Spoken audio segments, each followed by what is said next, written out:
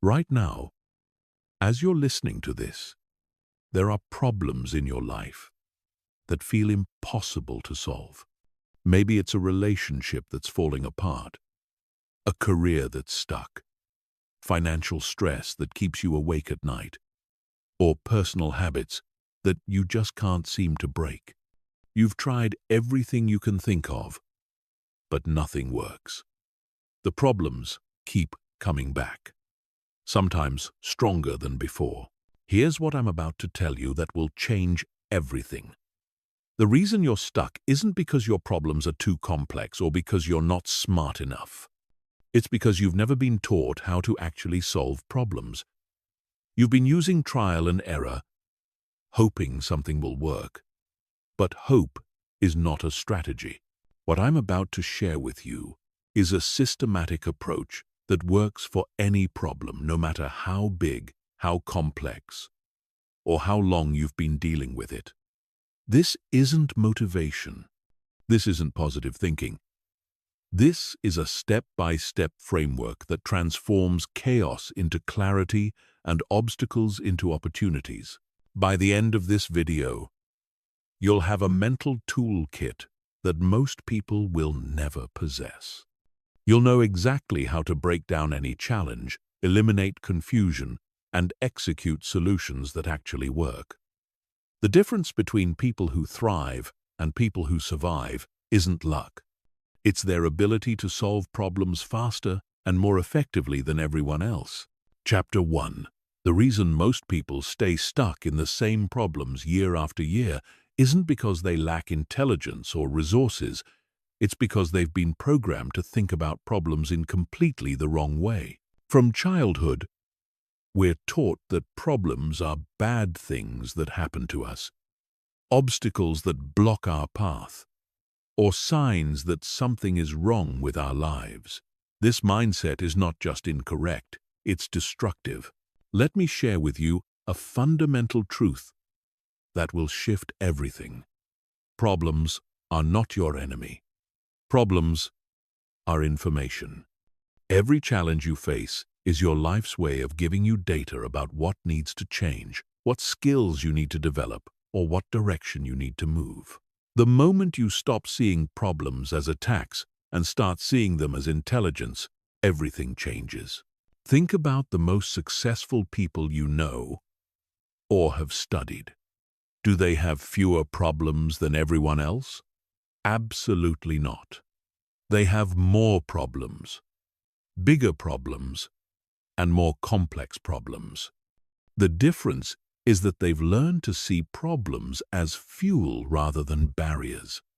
They understand that every problem solved makes them stronger, smarter, and more capable of handling the next challenge. This is why poor people stay poor and rich people get richer. It's not about money. It's about problem-solving capacity. Poor people avoid problems, complain about problems, and wait for someone else to solve their problems. Rich people seek out problems, embrace difficult challenges, and build their wealth by solving problems that others won't touch. But here's where most people go wrong. They think that having a positive attitude about problems is enough. They try to reframe their mindset without actually developing the skills to solve anything. Mindset matters, but mindset without method is just wishful thinking. The truth is that problem solving is a learnable skill. It's not a talent you're born with or without. It's a systematic process that can be taught, practiced, and mastered. Just like you can learn to drive a car or play an instrument, you can learn to solve problems with precision and confidence. Most people approach problems reactively. Something goes wrong, and they immediately start trying solutions without understanding what they're actually dealing with. It's like trying to fix a car engine without knowing how engines work. You might get lucky occasionally, but most of the time, you'll make things worse.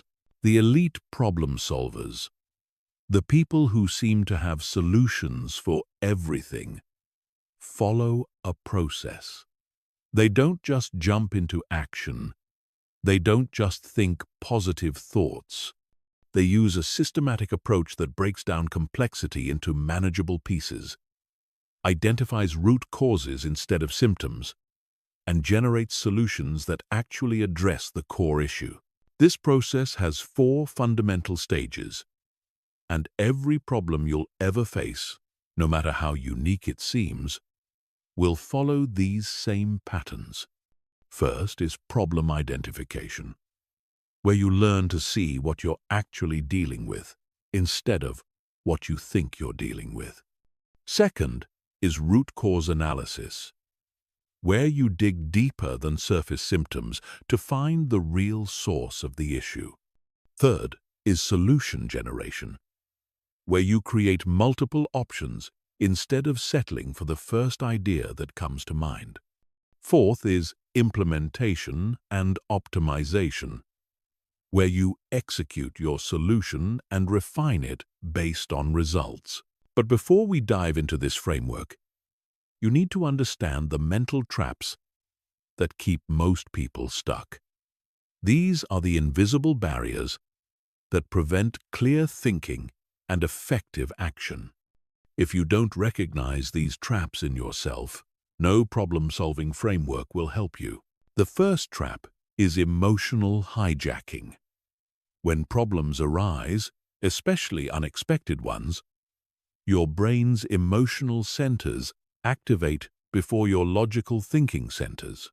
You feel stressed, angry, frustrated, or panicked, and these emotions cloud your judgment. You make decisions based on how you feel, rather than what the situation actually requires. Elite problem solvers have trained themselves to pause, breathe, and shift from emotional reaction to analytical thinking. The second trap is assumption addiction.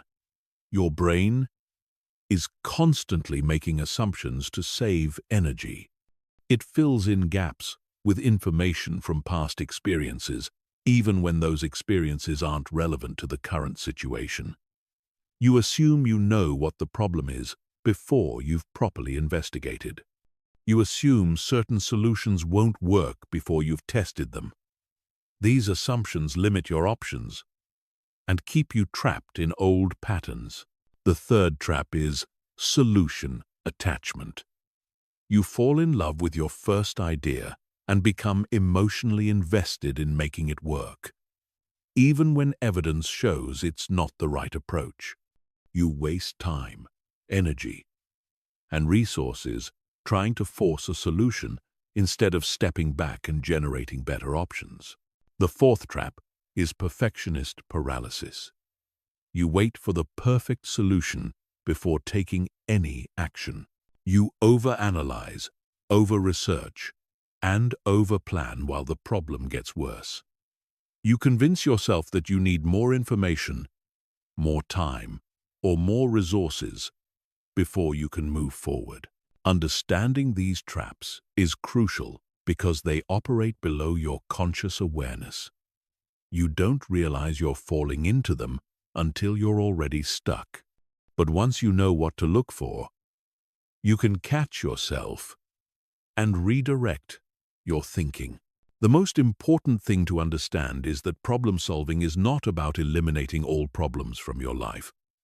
That's impossible and would actually make you weaker. Problems are like physical exercise for your mind. The more challenging problems you solve, the stronger your problem-solving muscles become. Chapter 2.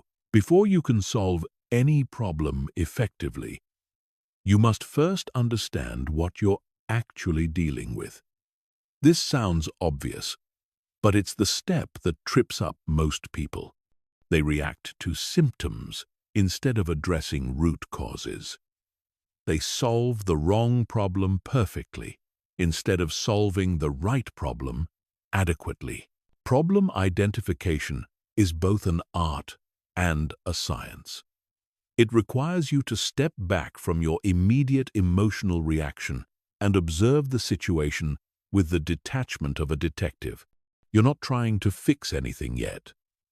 You're trying to understand what's really happening. The first technique is called the 5-layer method. Most people see only the surface layer of their problems.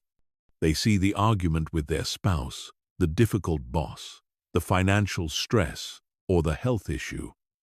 But these are often just the visible manifestations of deeper issues. Layer 1 is the surface problem, what you immediately notice or what triggered your stress.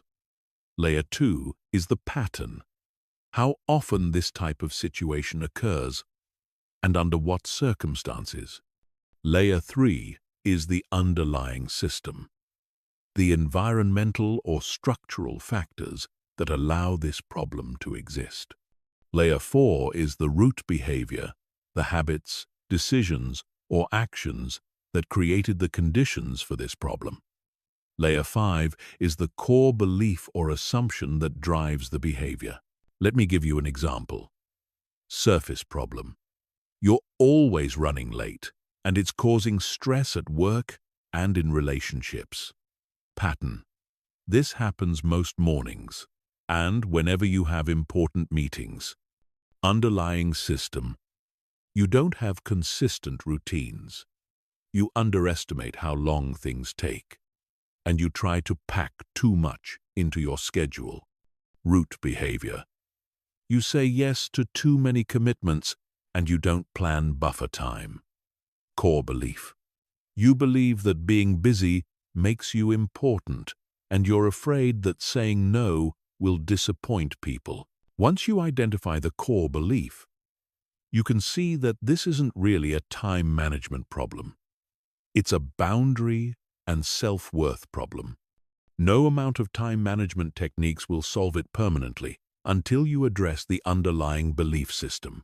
The second technique is called problem mapping. You're going to write down everything connected to your problem, no matter how tangentially related it might seem. Start with the problem in the center of a page. Then branch out with all the factors that contribute to it, influence it, or are affected by it. Include people involved, environmental factors, timing issues, resource constraints, emotional impacts, and long-term consequences. Don't judge or filter anything at this stage. You're creating a visual map of the problem's ecosystem. This technique reveals connections you wouldn't normally see. You might realize that your relationship problem is connected to work stress, which is connected to financial pressure, which is connected to career dissatisfaction, which is connected to unclear life goals. What seemed like separate problems are actually different symptoms of the same underlying issue. The third technique is perspective shifting. You're going to examine your problem from multiple viewpoints. How would your problem look to someone who loves you? How would it look to someone who doesn't care about you at all? How would it look to someone from a completely different culture or time period? How would it look to someone who's already solved a similar problem? Each perspective reveals different aspects of the situation. The person who loves you might see self-imposed limitations you don't notice. The objective observer might see simple solutions you're overlooking because you're too emotionally invested. The cultural outsider might see assumptions you're making that aren't actually true or necessary. The fourth technique is timeline analysis. Map out how your problem developed over time. When did you first notice it? What was happening in your life when it started? How has it changed or evolved? What have you already tried, and what were the results? This historical perspective often reveals patterns you've missed. You might discover that your problem always gets worse during certain seasons, after specific types of events, or when you're dealing with particular stressors. These patterns give you clues about underlying causes and potential solutions. The fifth technique is impact assessment. You're going to quantify the real cost of this problem in your life. Not just the obvious costs, but the hidden ones too. What is it costing you in time, money, energy, relationships, opportunities, health, and peace of mind? What would your life look like if this problem didn't exist? What becomes possible when you solve it? This isn't about making yourself feel bad. It's about creating urgency and motivation.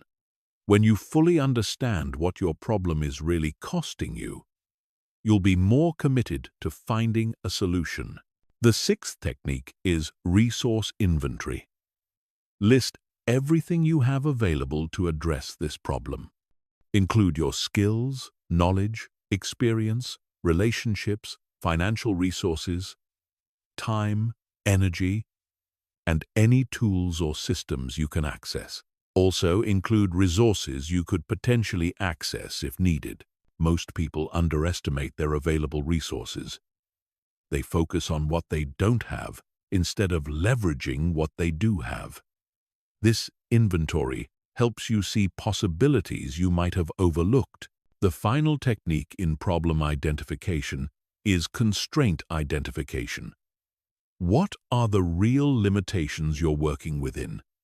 Which constraints are actual facts, and which are assumptions you're making? Which constraints can be changed, worked around, or eliminated entirely? For example, you might assume you can't change careers because you have a mortgage.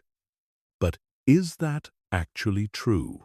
Could you reduce expenses, increase income gradually, or find a transition path that doesn't require an immediate income drop? Challenge every constraint to determine if it's real or imaginary.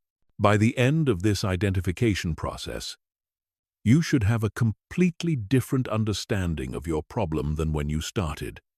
You'll see it as part of a larger system rather than an isolated incident.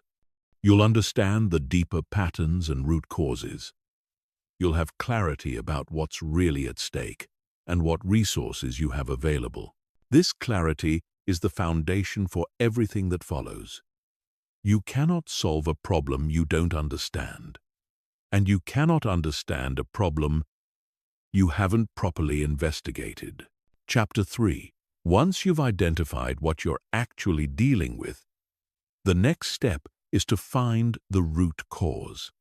This is where most people fail. They treat symptoms instead of addressing the source. They put band-aids on problems that require surgery. They solve the same problem over and over because they never eliminate what's creating it. Root cause analysis is like being a detective. You're looking for evidence, following clues, and building a case based on facts rather than assumptions. You're going deeper than the obvious explanations to find what's really driving the situation. The first method is called the 5 whys technique. You start with your problem statement and ask why it's happening. Then you ask why that reason is happening. You continue asking why 5 times or until you reach a root cause that you can actually control or influence. Let's say your problem is that you're not saving money despite earning a decent income. Why aren't you saving money? Because you spend everything you earn. Why do you spend everything you earn? Because you have a lot of monthly expenses. Why do you have so many monthly expenses? Because you've committed to subscriptions, payments, and lifestyle choices that consume your entire income. Why did you make those commitments? Because you wanted to enjoy your money and you thought you'd start saving later when you earned more. Why did you think you'd save later instead of now? Because you believe that happiness comes from spending money on experiences and things. And you're afraid that saving means depriving yourself. Now you can see that the root cause isn't a budgeting problem or an income problem. It's a belief system about money and happiness. Until you address that belief system, No budgeting technique will create lasting change. The second method is systems thinking. Every problem exists within a system of interconnected parts. To find the root cause, you need to understand how these parts influence each other. Draw out the system that surrounds your problem. If your problem is poor health, your system might include your daily schedule, work, stress, social environment, family habits, available time, knowledge about nutrition and exercise, emotional coping mechanisms, and social pressures. Look for the leverage points in this system, the places where small changes can create big results. You might discover that your health problem isn't caused by lack of willpower or knowledge. It might be caused by a work schedule that doesn't allow time for meal preparation, which leads to eating fast food, which creates energy crashes, which leads to caffeine dependence, which disrupts sleep, which increases stress, which makes healthy choices even harder. The leverage point might be negotiating a different work schedule or finding ways to prepare healthy meals in advance. Attacking the problem at this systemic level is much more effective than trying to rely on willpower alone. The third method is pattern recognition. Look at your history with this type of problem. When else have you experienced something similar? What were the common factors? What was different about the times you successfully handled it versus the times you struggled? Let's say you have a pattern of starting projects enthusiastically but never finishing them. Look at all the projects you've started. What did they have in common? Were they too ambitious? Did you lack a clear plan? Did you get distracted by new opportunities? Did you lose motivation when the initial excitement wore off? Did you lack accountability or support systems? You might discover that your root cause isn't laziness or lack of discipline. It might be that you consistently underestimate the time and effort required, or that you choose projects based on fantasy rather than realistic assessment of your capacity and interest level. The fourth method is environmental analysis. Your problems don't exist in a vacuum. They're influenced by your physical environment, social environment, and information environment. What in your surroundings is contributing to or maintaining this problem? If your problem is procrastination, look at your workspace. Is it cluttered and distracting? Are you trying to work in the same space where you relax and entertain yourself? Are you surrounded by people who also procrastinate? Are you consuming media that reinforces limiting beliefs about productivity? Sometimes the root cause is as simple as environmental design that makes the wrong choices easier than the right choices. Changing your environment can eliminate the need for willpower entirely. The fifth method is emotion tracking. Many problems are driven by unresolved emotions or emotional patterns that operate below conscious awareness. Start paying attention to what you're feeling before, during, and after your problem occurs. If your problem is overeating, track not just what you eat, but what you're feeling when you reach for food. Are you actually hungry? Or are you stressed, bored, lonely, or celebrating? Are you eating to avoid dealing with something else? Are you using food to regulate emotions that you don't know how to handle directly? The root cause of overeating is rarely hunger. It's usually an emotional regulation strategy that worked at some point, but is now creating more problems than it solves. The sixth method is assumption challenging. List all the assumptions you're making about your problem and systematically challenge each one. What if the opposite were true? What if your assumption is only partially true?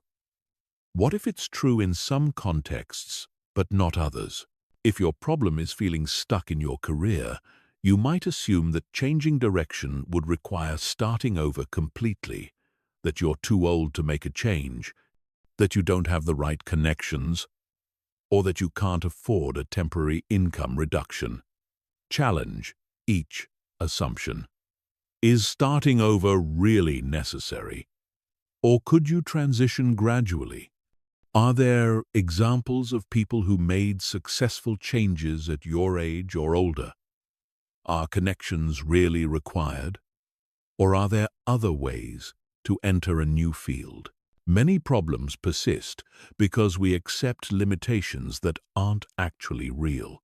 Challenging your assumptions opens up possibilities you couldn't see before. The seventh method is stakeholder analysis. Who else is affected by your problem? Who benefits from the current situation staying the same? Who would be impacted if you solved it?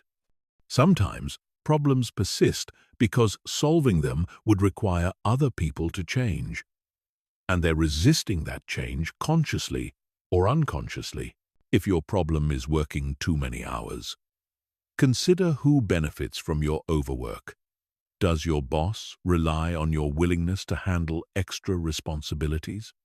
Does your family depend on the overtime income? Do you get validation from being seen as indispensable? Are you avoiding personal relationships or responsibilities by staying busy with work? Understanding these dynamics helps you see why change feels difficult and what you'll need to address beyond just managing your own time better. The final method is resource gap analysis. Compare what you need to solve this problem with what you currently have. The gap between these two things often reveals the root cause. You might think you need more time, money, or knowledge, but the real gap might be in your beliefs about what's possible, your willingness to ask for help, or your ability to prioritize effectively. Root cause analysis takes patience and honesty. You have to be willing to look past comfortable explanations to find uncomfortable truths. You have to be willing to take responsibility for your part in creating or maintaining the problem, even when there are external factors involved. But this process is liberation. When you find the real root cause, you stop wasting time on solutions that can't work. You stop repeating the same patterns. You gain the power to create lasting change because you're finally addressing what actually needs to be fixed. Chapter 4. Now that you understand your problem and have identified its root cause, it's time to generate solutions. This is where most people's creativity and strategic thinking either shines or fails them completely. The difference between people who find breakthrough solutions and people who stay stuck using the same ineffective approaches comes down to how they generate and evaluate options. Most people generate solutions the wrong way. They go with the first idea that comes to mind, usually something they've tried before or something obvious that everyone else would think of. They limit themselves to solutions that feel comfortable or familiar. They don't push past their initial thoughts to find more creative and effective possibilities. Elite problem solvers approach solution generation systematically. They use specific techniques to break out of conventional thinking and explore possibilities that others miss. They generate multiple options before evaluating any of them. They separate the creative phase from the critical phase to avoid shutting down promising ideas too early. The first technique is brainstorming with constraints. Instead of trying to think of any possible solution, you're going to brainstorm solutions within specific parameters. This might seem limiting, but constraints actually boost creativity by forcing your brain to think differently. Set different constraint scenarios. What if you had unlimited money but only 1 week to solve this? What if you had no money but unlimited time? What if you could only use resources you already have? What if you had to solve this problem in a way that also helped someone else? What if you had to solve it without anyone knowing you were working on it? Each constraint forces you to consider different angles and possibilities. The solution you find under one constraint might be adaptable to your actual circumstances, or it might inspire a completely different approach. The second technique is perspective multiplication. Generate solutions from different viewpoints. How would a business consultant approach this problem? How would an artist approach it? How would someone from a different culture handle it? How would someone who's completely unqualified but fearless tackle it? How would someone with completely different values or priorities solve it? Each perspective brings different assumptions, priorities, and creative approaches. A business consultant might focus on efficiency and ROI. An artist might prioritize creative expression and emotional impact. Someone from a different culture might see social or family dynamics you're overlooking. Someone unqualified might suggest something so simple that experts would never consider it. The third technique is solution scaling. Generate solutions at different scales and intensities. What's the minimal viable solution that would make some improvement? What's the moderate solution that would create significant change? What's the maximum solution that would completely transform the situation? What's the radical solution that would eliminate the entire category of problem? For example, if your problem is feeling disconnected from friends, the minimal solution might be sending one text message per week to maintain contact. The moderate solution might be scheduling monthly group activities. The maximum solution might be planning a reunion trip or moving closer to your friend group. The radical solution might be building such a strong sense of self that you don't need external validation from friendships. Each scale reveals different possibilities and helps you see the full range of options available. The fourth technique is reverse engineering. Find examples of people who have solved similar problems successfully and work backwards to understand how they did it. This isn't about copying their exact approach, but about understanding the principles and strategies that made their solution work. Research case studies, read biographies, find interviews, or directly contact people who've faced similar challenges. What did they do that others don't? What assumptions did they challenge? What resources did they leverage? What mistakes did they avoid? What would they do differently if they had to solve the problem again? The fifth technique is component mixing. Break your problem down into components and generate solutions for each piece separately. Then look for ways to combine solutions from different components to create hybrid approaches. If your problem is starting a business while working full-time, your components might include time management, skill development, initial funding, market research, product development, and customer acquisition. Generate solutions for each component. Then look for creative combinations. Maybe you use your lunch breaks for market research, your commute time for skill development podcasts, your weekends for product development, and your existing network for initial customers. The sixth technique is assumption reversal. List the assumptions that most people make about solving this type of problem. Then deliberately generate solutions that reverse those assumptions. If the common assumption is that changing careers requires going back to school, generate solutions that don't require formal education. If the assumption is that starting a business requires significant capital, generate solutions that require no upfront investment.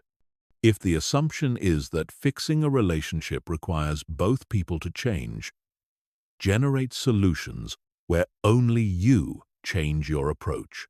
The seventh technique is timeline variation. Generate solutions for different time horizons. What could you do in the next hour? What could you accomplish this week? What becomes possible over the next month? What could you achieve in a year? What would be possible if you had 5 years to solve this? Different time horizons open up different possibilities. The 1-hour solution might be a phone call that changes everything. The 1-week solution might involve research and planning. The 1-month solution might include skill development or relationship building. The 1-year solution might involve major life changes or career transitions. The 8th technique is resource substitution. Generate solutions that use completely different types of resources than what you initially considered. If your first instinct is to solve the problem with money, generate solutions using time, relationships, skills, or creativity instead. If you thought you needed more knowledge, generate solutions using existing experience or learning by doing approaches. This technique often reveals that you have more options than you realized. You might not have the financial resources to hire an expert, but you might have the relationship resources to find a mentor. You might not have the time to research extensively, but you might have the creativity to test small experiments. The 9th technique is stakeholder solutions. Generate solutions from the perspective of everyone affected by or involved in the problem. What would solve this problem? For your boss? For your family? For your customers? For your community? For people facing similar challenges? Sometimes, the best solution serves multiple stakeholders simultaneously. Sometimes, you realize that what looks like your problem is actually someone else's problem that you've been trying to solve. Sometimes you discover that other people have resources or motivation to help that you hadn't considered. The final technique is future-back thinking. Imagine that it's 1 year from now, and you've successfully solved this problem. Work backwards from that success to figure out what must have happened to get there. What decisions did you make? What actions did you take? What help did you get? What obstacles did you overcome? This technique bypasses the mental blocks that prevent you from seeing possibilities. When you assume the problem is already solved, your brain stops focusing on why things won't work and starts revealing how they could work. By the end of this solution generation phase, you should have dozens of potential approaches. Don't evaluate them yet. Don't worry about whether they're realistic or practical. Just get them all out of your head and onto paper. The evaluation comes next. But first, you need to give your creative mind full permission to explore without judgment. Chapter 5. Having multiple potential solutions is worthless if you can't determine which approach will actually work in your specific situation. This evaluation phase separates effective problem solvers from people who stay stuck in endless analysis or jump into action without thinking through the consequences. Most people evaluate solutions based on gut feeling, what seems easiest, or what worked for someone else in a completely different situation. This leads to wasted time, failed attempts, and growing frustration. You need a systematic approach to determine which solution has the highest probability of success given your circumstances, resources, and constraints. The first evaluation criterion is feasibility assessment. For each potential solution, honestly assess whether you can actually implement it given your current resources and constraints. This includes time, money, skills, relationships, and any external factors you can't control. Don't just ask whether it's theoretically possible. Ask whether it's realistically achievable for you specifically. Consider your other commitments, your actual availability, your real skill level, and your genuine motivation to follow through. A solution that looks perfect on paper but requires you to completely change your personality or life circumstances probably isn't your best option. The second criterion is impact potential. How much would each solution actually improve your situation if implemented successfully? Some solutions might be easy to implement but only create minor improvements.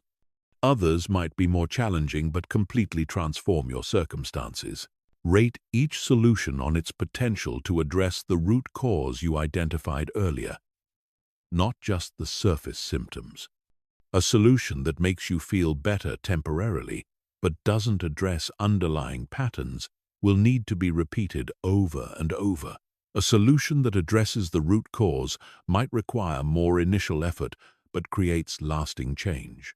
The third criterion is risk assessment. What could go wrong with each solution?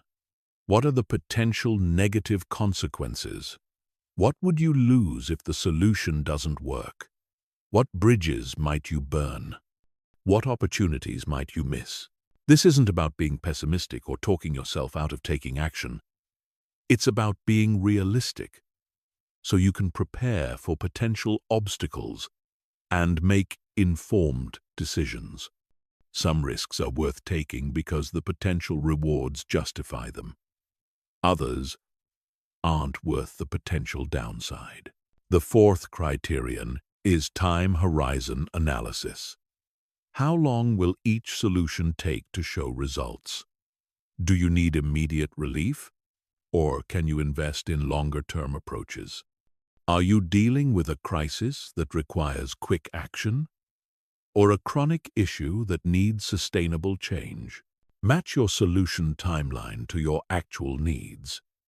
If you're in financial crisis, you might need quick income generation, even if it's not your ideal career direction.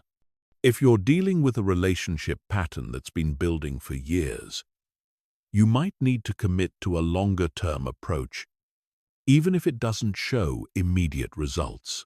The fifth criterion is alignment assessment. How well does each solution align with your values, goals, and identity? Will implementing this solution move you toward the person you want to become? Or will it require you to act in ways that feel inauthentic? Solutions that require you to violate your core values or compromise your integrity might work short-term but create new problems.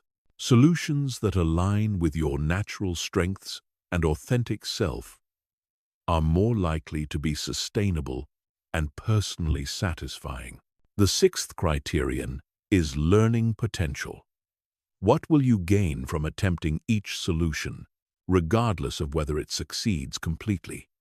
Will you develop new skills, build valuable relationships, gain important insights, create opportunities for future solutions? Sometimes a solution is worth trying not because it's guaranteed to work, but because the attempt itself will teach you something valuable or put you in position for better opportunities. Failure can be a setup for future success if you're learning and building capacity. The seventh criterion is reversibility. How easily can you undo or change course if the solution doesn't work as expected? Some solutions are highly reversible with minimal cost. Others involve commitments that are difficult or expensive to change. Generally, start with more reversible solutions unless you have compelling reasons to make irreversible commitments. This allows you to test approaches, gather real-world feedback, and adjust your strategy based on actual results rather than theoretical assumptions. The eighth criterion is scalability. Can this solution grow with you, or will you outgrow it quickly?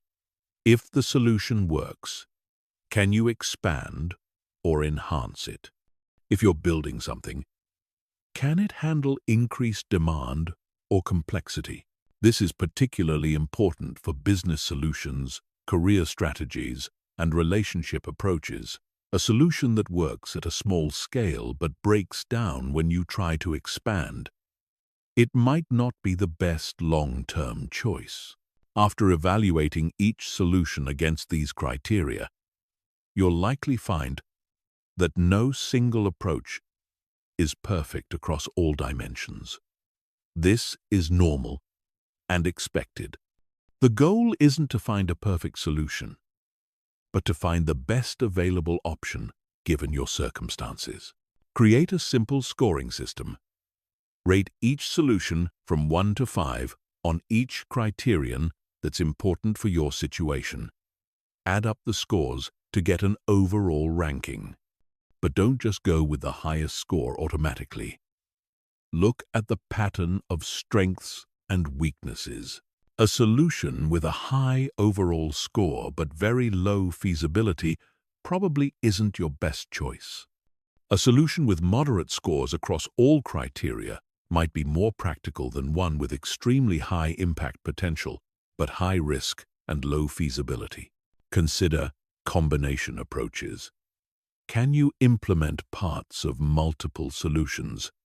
Can you sequence solutions, starting with one approach and transitioning to another as your circumstances improve? Can you hedge your bets by pursuing multiple solutions simultaneously? The most important thing is to make a decision and commit to testing it. Analysis paralysis kills more dreams than failure ever will. You can't know for certain how well a solution will work until you try it. Perfect information is rarely available, and waiting for certainty is usually just procrastination disguised as prudence. Set clear criteria for success and failure before you start implementing. How will you know if the solution is working? What metrics will you track? How long will you test the approach before evaluating its effectiveness? What will cause you to modify the approach versus abandoning it completely? This evaluation framework prevents you from getting emotionally attached to solutions that aren't working and helps you make objective decisions based on evidence rather than hope or stubbornness. It also prevents you from giving up on solutions that are working but just need more time or minor adjustments to reach their full potential. Remember that problem-solving is an iterative process. Your first solution attempt rarely solves everything perfectly, but each attempt gives you better information for the next iteration. The goal is progress, not perfection. Chapter 6. Choosing the right solution is only half the battle. Implementation is where most people fail spectacularly. They have great plans, clear strategies, and logical approaches, but they can't execute consistently. They start strong, hit obstacles, lose motivation, and abandon their solution before it has time to work. The difference between people who solve problems permanently and people who stay stuck isn't intelligence or resources. It's their ability to execute solutions systematically and persistently until they get results. Implementation is a skill that can be learned and mastered. The first principle of successful implementation is starting before you're ready. Most people wait until conditions are perfect, until they have all the information, until they feel completely confident. This is a trap. Perfect conditions never exist. Complete information is never available. And confidence comes from action, not preparation. Elite problem solvers start with whatever they have, wherever they are right now. They understand that implementation reveals information that planning can't provide. They know that taking imperfect action generates momentum, feedback, and opportunities that staying in planning mode never will. Your implementation strategy should follow the minimum viable action principle. What's the smallest possible step you can take today that moves you toward your solution? Don't worry about the perfect first step or the complete plan. Focus on the next logical action that requires the least resistance and provides the most learning. The second principle is designing your environment for success. Your willpower is limited and unreliable. If your solution depends on constant self-discipline and motivation, it will fail when life gets stressful or when your enthusiasm wanes. Instead, design your environment so that the right choices become automatic and the wrong choices become difficult. If your solution involves exercise, set out your workout clothes the night before. If it involves eating better, remove tempting foods from your house and stock it with healthy options. If it involves focusing on important work, create a dedicated workspace and eliminate digital distractions. If it involves improving relationships, schedule regular check-ins and communication sessions. The third principle is implementation tracking. You can't manage what you don't measure.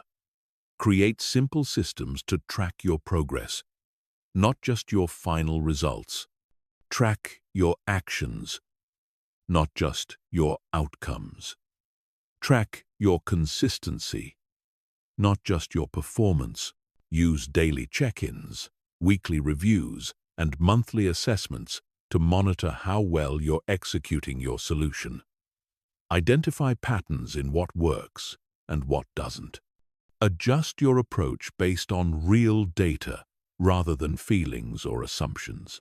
The fourth principle is obstacle anticipation. Every solution will face obstacles. Instead of hoping obstacles won't appear, plan for them in advance. Ask yourself what could prevent you from implementing your solution. What external barriers might arise? What internal resistance might you face? What competing priorities might interfere? For each potential obstacle, develop a specific response strategy. If you know you tend to lose motivation after 2 weeks, plan exactly how you'll handle that motivation dip. If you know certain people discourage your efforts, plan how you'll limit their influence. If you know you struggle with time management, plan specific scheduling and prioritization systems. The fifth principle is progress celebration. Most people only celebrate final victories, but implementation requires sustaining motivation over time. Celebrate small wins, consistent execution, and progress milestones. This isn't about lowering your standards or being satisfied with mediocrity. It's about maintaining the psychological fuel needed for long-term execution. Create specific celebration rituals for different types of progress. Acknowledge daily consistency, weekly achievements, and monthly milestones. Share your progress with supportive people who understand your journey. Document your improvements so you can see how far you've come during difficult moments. The sixth principle is iteration and optimization. Your first implementation attempt won't be perfect. Expect to refine your approach based on real-world feedback. The goal isn't to execute your original plan flawlessly. The goal is to achieve your desired outcome, even if that requires modifying your strategy. Build review cycles into your implementation process. Weekly reviews to assess what's working and what isn't. Monthly reviews to make strategic adjustments. Quarterly reviews to evaluate whether your solution is still the right approach for your evolving situation. The seventh principle is accountability systems. External accountability dramatically increases implementation success rates. This could be a coach, mentor, accountability partner, support group, or public commitment. The key is creating consequences for not following through and support for staying on track. Choose accountability that matches your personality and situation. Some people thrive with public commitments and social pressure. Others prefer private accountability with trusted individuals. Some respond to financial stakes or competitive elements. Find what motivates you specifically. The eighth principle is habit integration. The most sustainable solutions become habits rather than conscious decisions. Look for ways to integrate your solution into existing routines and systems. Attach new behaviors to established habits. Create environmental triggers that prompt the right actions automatically. If your solution involves daily actions, connect them to things you already do consistently. If you always drink coffee in the morning, connect your new behavior to your coffee routine. If you always check your phone before bed, use that as a trigger for a new evening practice. The final principle is persistence through plateaus. Every implementation process includes periods where progress seems to stop or slow dramatically. These plateaus are normal and temporary, but they're where most people quit.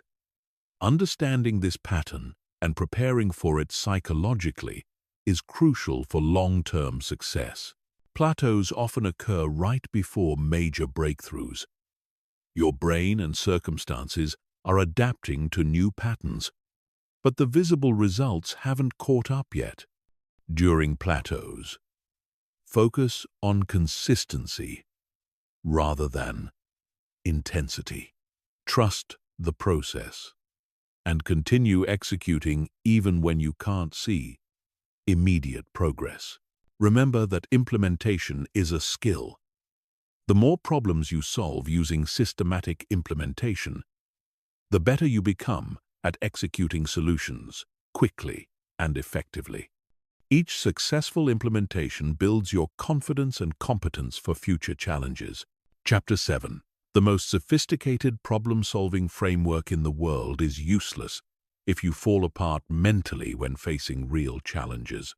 Your ability to think clearly, stay focused, and maintain perspective under pressure determines whether you'll successfully implement solutions or abandon them when things get difficult. Mental resilience isn't about being tough or emotionless. It's about developing the psychological skills to process stress, uncertainty, and setbacks without losing your ability to think strategically and act effectively. It's about maintaining your problem-solving capacity even when your emotions are activated and your circumstances are chaotic. The first component of mental resilience is emotional regulation mastery. Your emotions provide valuable information, but they can also hijack your decision-making and cloud your judgment. Learning to acknowledge emotions without being controlled by them is fundamental to clear thinking under pressure. When you feel strong emotions arising, use the stop technique. Stop whatever you're doing. Take a deep breath and notice what you're feeling. Observe the thoughts and physical sensations without judging them. Proceed with conscious choice rather than automatic reaction. Practice the 6-3-6 breathing pattern when you need to calm your nervous system quickly. Breathe in for 6 counts, hold for 3 counts, breathe out for 6 counts. Repeat this pattern for 2 minutes. This activates your parasympathetic nervous system and shifts you from reactive mode to responsive mode. The second component is cognitive flexibility. Rigid thinking kills problem-solving effectiveness. When your initial approach doesn't work, you need to shift perspectives, try different strategies, and remain open to unexpected solutions. This requires training your mind to hold multiple possibilities simultaneously. Practice the both and thinking pattern instead of either or thinking. Instead of seeing situations as completely good or completely bad, Look for how they might contain both positive and negative elements. Instead of seeing solutions as perfect or worthless, evaluate their partial benefits and limitations. Develop your ability to zoom in and zoom out mentally. When you're overwhelmed by details, practice zooming out to see the bigger picture and long-term perspective. When you're paralyzed by the magnitude of a problem, zoom in to identify specific, manageable actions you can take immediately. The third component is uncertainty tolerance. Most problems don't have clear, guaranteed solutions. You have to take action without knowing exactly how things will turn out. People who can't tolerate uncertainty either avoid taking action or become paralyzed by anxiety about potential negative outcomes. Reframe uncertainty from a threat to an opportunity. Uncertainty means that negative outcomes aren't guaranteed any more than positive outcomes are. It means you have influence over the results through your choices and actions. It means possibilities exist that you haven't considered yet. Practice making decisions with incomplete information. Start with low-stakes decisions and gradually work up to more significant choices. Notice that you can make good decisions without perfect certainty. Build evidence that uncertainty doesn't prevent success. The fourth component is failure reframing. Most people avoid attempting solutions because they're afraid of failure. But failure is information, not condemnation. It tells you what doesn't work so you can adjust your approach. It builds resilience and problem-solving capacity. It often leads to better solutions than you would have found otherwise. Adopt the scientist mindset toward your problem-solving efforts. Scientists don't consider failed experiments as personal failures. They see them as data points that contribute to eventual success. Each failed approach eliminates one possibility and moves you closer to the solution that will work. Create a failure learning system. When something doesn't work as expected, ask specific questions. What exactly didn't work? What did work partially? What assumptions were incorrect? What would you do differently next time? What did you learn that you can apply to future challenges? The fifth component is stress inoculation. You can't eliminate stress from problem solving, but you can build your capacity to perform well under stress. This requires gradually exposing yourself to manageable levels of pressure and uncertainty while practicing your problem-solving skills. Deliberately practice solving problems under time, pressure, or with distractions present. Work on challenging puzzles when you're tired or stressed. Make decisions quickly when the stakes are low. This builds your confidence in your ability to think clearly, even when conditions aren't ideal. The sixth component is identity resilience. Many people tie their self-worth to their success at solving specific problems. When they struggle or fail, they take it as evidence that they're incompetent or inadequate. This creates a downward spiral where emotional distress impairs problem-solving ability. Separate your identity from your problem-solving outcomes. You are not your problems, and your worth as a person isn't determined by your ability to solve every challenge perfectly. You are someone who solves problems, learns from setbacks, and grows stronger through challenges. The seventh component is support system activation. Resilience isn't about handling everything alone. It's about knowing when and how to access help, guidance, and emotional support. Identify the people who can provide different types of assistance during difficult problem-solving periods.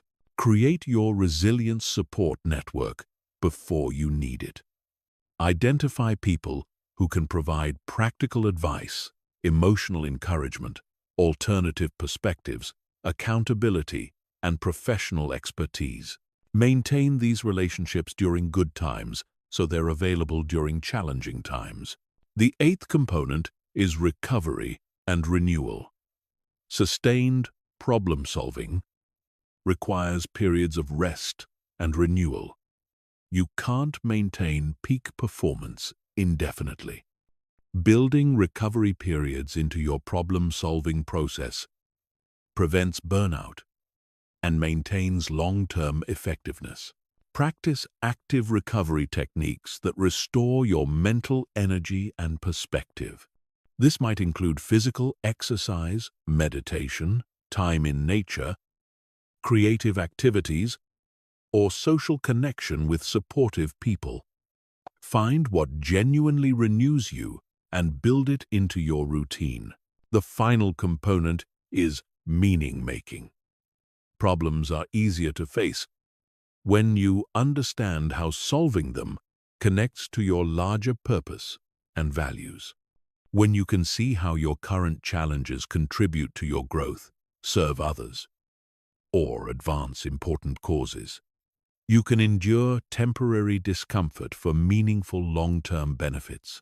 Connect your problem-solving efforts to your deepest values and highest aspirations. How does solving this problem make you a better person?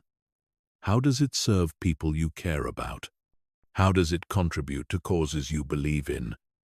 How does it move you toward the life you want to create? Mental resilience is like physical fitness. It requires consistent practice and gradually increasing challenges. But once developed, it becomes one of your most valuable assets, enabling you to tackle problems that would overwhelm less resilient people. Chapter 8. Once you've mastered the foundational problem-solving skills, you're ready for advanced techniques that handle complex, multi-dimensional challenges. These are the strategies that separate good problem solvers from exceptional ones. The approaches that work when simple solutions fail. The first advanced technique is systems intervention. Most persistent problems exist within systems that maintain and reinforce them. You can't solve these problems by addressing isolated components. You have to intervene at the systems level to create lasting change. Map the entire system that surrounds your problem. Include all the people, processes, environments, incentives, and feedback loops that influence the situation. Look for leverage points where small changes can create cascading effects throughout the system. Leverage points often exist in information flows, decision-making authority, resource allocation, or cultural norms. Sometimes, changing who has access to information transforms how decisions are made. Sometimes, shifting budget priorities eliminates the conditions that create problems. Sometimes, challenging unspoken rules opens up new possibilities. The second technique is paradoxical thinking. Some problems can only be solved by doing the opposite of what seems logical. This requires the mental flexibility to consider approaches that contradict conventional wisdom or your initial instincts. If your problem is feeling overwhelmed by too many responsibilities, the paradoxical solution might be taking on one additional responsibility that forces you to become more efficient with everything else. If your problem is social anxiety, the solution might be deliberately putting yourself in more social situations rather than avoiding them. Practice asking, what if the opposite approach would work better? What if the thing I'm avoiding is actually the solution? What if my resistance to certain actions is exactly why those actions might be effective? The third technique is multi-level problem solving. Complex challenges often exist simultaneously at multiple levels: personal, interpersonal, organizational, and societal. You need different strategies for each level and coordination between your approaches. If your problem is career dissatisfaction, the personal level might involve clarifying your values and developing new skills. The interpersonal level might involve negotiating with your boss or building new professional relationships. The organizational level might involve advocating for policy changes or cultural shifts. The societal level might involve industry-wide trends or economic factors. Address multiple levels simultaneously rather than assuming that fixing one level will solve everything. Sometimes, personal changes enable interpersonal improvements, which create organizational opportunities, which contribute to broader societal shifts. The fourth technique is temporal problem solving. Some problems can only be solved across time through carefully sequenced actions. You can't do everything at once, but you can create a timeline where each phase builds on previous accomplishments. If your problem is launching a business while maintaining financial stability, your temporal solution might involve building skills and saving money in Phase 1, developing products and testing markets in Phase 2, transitioning to part-time employment in Phase 3, and launching full-time in Phase 4. Design your problem-solving timeline to account for learning curves, relationship building, resource accumulation, and market timing. Some solutions require patience and strategic sequencing, rather than immediate action. The fifth technique is constraint leverage. Instead of seeing limitations as barriers, use them as creative catalysts. Constraints force innovation and eliminate options that weren't really viable anyway.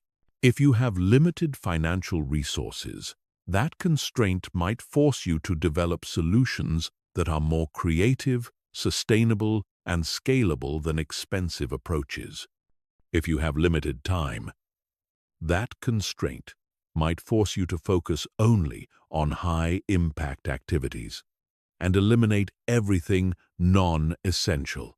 List all your constraints and ask how each one might actually help you find better solutions. What possibilities do these limitations open up? What approaches do they make necessary that you wouldn't have considered otherwise? The sixth technique is stakeholder orchestration. Complex problems usually involve multiple people with different perspectives, priorities, and resources. Instead of trying to solve these problems unilaterally, orchestrate collaborative solutions that align everyone's interests. Map all the stakeholders who are affected by or could influence your problem. Understand what each stakeholder wants, what they're afraid of, what resources they control, and what would motivate them to support your solution. Design solutions that create value for multiple stakeholders simultaneously. The best solutions turn potential opponents into allies by addressing their concerns and leveraging their strengths. The seventh technique is scenario planning. When facing uncertainty about future conditions, develop multiple solution pathways for different possible scenarios. This prevents you from being caught off guard and allows you to adapt quickly when circumstances change. Identify the key uncertainties that could affect your problem and solution. Create 3 to 5 scenarios that represent different combinations of these uncertainties. Develop contingent solutions for each scenario and identify actions that work across multiple scenarios. This approach is particularly valuable for career decisions, business planning, relationship challenges, and financial planning where external factors beyond your control significantly influence outcomes. The eighth technique is meta-problem analysis. Sometimes your problem isn't the obvious issue you're trying to solve. It's your approach to problems in general. Step back and examine your problem-solving patterns, assumptions, and blind spots. Do you consistently choose solutions that look good on paper but don't account for your actual personality and preferences? Do you avoid certain types of solutions because of fear or past experiences? Do you underestimate implementation challenges or overestimate your available resources? Solving the meta problem often makes individual problems much easier to handle. If you realize that you consistently underestimate time requirements, you can adjust all your future planning accordingly. The ninth technique is resource synthesis. Advanced problems often require combining resources in novel ways, rather than applying single resources directly. Look for ways to combine your time, money, skills, relationships, and opportunities to create solutions that wouldn't be possible using any single resource. You might combine your professional expertise with someone else's network to create business opportunities. You might combine your available time with online learning resources to develop valuable skills. You might combine your financial resources with other people's time and energy to implement solutions you couldn't handle alone. The final advanced technique is solution evolution. The best solutions aren't static. They evolve and improve over time through feedback, changing circumstances, and new opportunities. Design your solutions to be adaptive and improvable rather than fixed and permanent. Build learning mechanisms into your solutions so you can continuously refine and optimize them. Create feedback loops that provide information about what's working and what isn't. Stay alert to new resources, opportunities, and insights that could enhance your approach. Plan for solution evolution from the beginning, rather than hoping your first approach will be perfect. Expect that your solution will need to change and improve over time, and design flexibility into your implementation process. These advanced techniques require practice and experience to master. Start by applying them to smaller, less critical problems to build your skills before tackling major life challenges. The investment in developing these capabilities will pay dividends for the rest of your problem-solving career. Chapter 9. Real-world problems rarely exist in isolation. They come in clusters, with multiple interconnected challenges that influence each other in complex ways. These multi-layered problems require sophisticated approaches that address several issues simultaneously while managing the relationships between them. The first step in handling complex problem clusters is relationship mapping. You need to understand how your problems connect to and influence each other. Some problems are causes of other problems. Some are symptoms of deeper issues. Some are completely separate, but compete for the same resources or attention. Create a visual map that shows all your current challenges and draws lines connecting related problems. Use different types of lines to show different relationships. Solid lines for direct causal relationships, dotted lines for indirect influences, arrows to show direction of influence, and different colors to show positive or negative impacts. This mapping process often reveals that what seemed like 5 separate problems is actually one core issue creating multiple symptoms. Or it might show that 2 problems are creating a reinforcing cycle that makes both worse. Understanding these relationships prevents you from solving one problem in a way that makes others worse. The second step is priority sequencing. You can't solve everything at once, but the order in which you tackle problems matters enormously. Some problems need to be solved before others become solvable. Some problems, when solved, make other problems disappear automatically. Some problems get worse if left unaddressed while you work on other issues. Identify which problems are foundational versus which are dependent. Foundational problems enable or prevent solutions to other problems. Dependent problems can only be solved after foundational issues are addressed. For example, if you have both financial stress and relationship problems, and the relationship problems are largely caused by financial pressure, addressing the financial situation first might resolve both issues. Look for problems that serve as leverage points. These are challenges that, when solved, create positive effects across multiple areas of your life. Solving one leverage point problem might eliminate or significantly reduce several dependent problems. The third step is resource allocation strategy. Complex problem clusters demand careful resource management. You have limited time, energy, attention, and money. How you distribute these resources across multiple problems determines your overall success.